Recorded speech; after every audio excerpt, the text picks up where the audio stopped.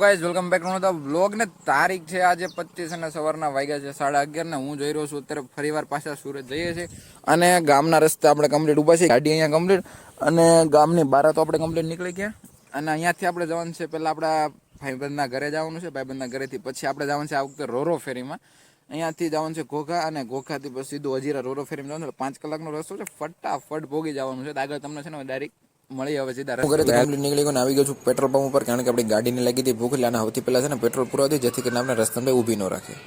A few moments later. પુરાવીને હું નીકળી ગયો છું પોગી ગયો છું મારા ભાઈબંધના કામની પાસે બાજુમાં છે રેલગાડીનો પાટો જો રેલગાડી આવ્યો હતો ને આપણી સિન્ડરલાની રેલગાડીની બેની રેસ લગાડ નથી બાકી અબે સાલે પોગી ગયો છું મારા ભાઈબંધના ગામમાં આપણા સુરાપુરા દાદાનું મંદિર છે એટલે અત્યારે મંદિર તો બંધ છે પણ આપણે છે ને દૂરથી રસ્તેથી દર્શન કરી લઈએ કારણ કે બપોર થઈ ગયા છે ને ફટાફટ જવાનું છે ઘરે એટલે અહીંયાથી દર્શન કરીને આપણે ફટાફટ નીકળી જઈએ. 2000 years later. જમી કરીને ભાઈબંધના ઘરે લીંબુડી ભળી ગયા એટલે લીંબુ તોડવા માટે કમ્પ્લીટ થઈ ગયા છે રેડી આપણે લીંબુ 5-6 હાથમાં લઈ લીધા છે ભાઈ લઈ લીધા છે 2-3 હાથમાં અને આપણો ભાઈબંધ છે આમથી આમ પાઇપલાઈન તોડે છે ને લીંબુ પાડે છે ભાઈ ગોતે છે હજુ બોરિયા બિસ્તરા બાંધીને ભાઈબંધના ગામમાંથી બહાર નીકળી ગઈ છે ને તેની ગાડી જાય સાયકલની ગાડી જાય છે ભાઈ કારણ કે સુરત ભેગના થઈ કારણ કે હવે કંઈ વાયા વિધું નથી એટલે છે ને 2 પૈસા કમાય સારું પડશે.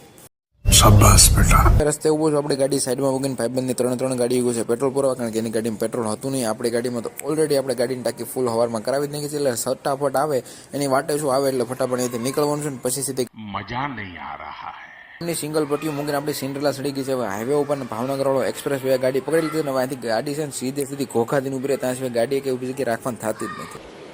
ઠીક હે સારા ગાડીઓ છે ને અત્યારે પોગી ગઈ છે કોકન હાથમાં પેલા પટ્ટા કમ્પ્લીટ બાંધી દીધા છે અમારે થાય છે મોઢું હાથમાં પેલા પટ્ટા બાંધીને ગાડીના લીવર ઉપર ચડી ગયા છે સૂટે સૂટ જવાનું છે કારણ કે સામેની સાઈડ દેખાય છે બોટ ને અમારી વાટ જ ઊભી છે કારણ કે સૌથી છેલ્લે એન્ટ્રી અમે જ કરી છે એટલે ફટાફટ ગાડીમાં પહોંચે ને બોટમાં બેન પછી તમને છે ને બંદરનું બધું બતાવું. One eternity later. ઘણું બળ કર્યા પછી આવી ગયા છે બોટની અંદર આ બધી પબ્લિક છે ને કોઈને મારવા માટે નથી વાટે ઊભી છે કઈ ટેરિસનો દરવાજો ખોલે ને કઈ અમે ઉપર જાય અને હું તમને છે ને ઉપર જઈને જો બતાવું ઉપરનો નજારો બધો કેવો છે.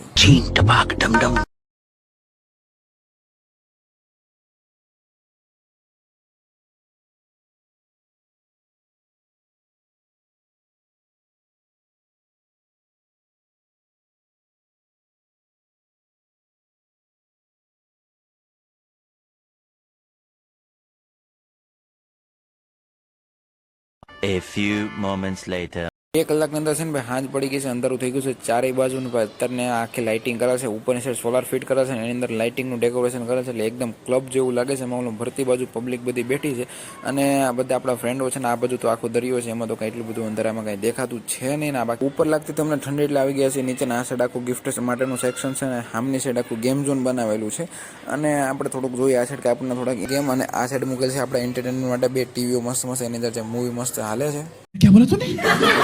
ફરતા હું આવી ગયો ગેમિંગ રૂમની અંદર અને અહીંયા આવીને જોયું તો તમે વીઆર મોલમાંથી ગાડી સોરીને મૂકેલ છે વીઆર મોલ વાળા અહીંયા અંદર બોટની અંદર મૂકેલ છે જોતી હોય તો લઈ જાજો બાકી અહીં બધી પબ્લિક છે આમને જોયું છે ને બાઇક એક્સકીપાય છે ને ફરીને અમે થાકી ગયા એટલે આવી ગયા છે મારી સીટ ઉપર ને બધી પબ્લિક છે અહીંયા બેઠી છે ને બાકીની સાઈડ સામેની સાઈડ હાલે છે મૂવી એટલે એક મૂવી આપણે છે એન્જોય કરીને આવી ગયા છે ભાઈ સુરતને આવી ગયા છે આપણે પાર્કિંગમાં ગાડીઓ આપણી કમ્પ્લીટ લીધી સામેની સાઈડથી દરવાજો ખુલે આપણે ભાગવાનું છે ને બધી પબ્લિક છે ને વાટે જ ઊભી છે ભાઈ ક્યારે સુરત આવે ને ક્યારે નહીં સૌથી આજના વ્લોગ માટે એટલું જ મળીએ બીજા વ્લોગમાં.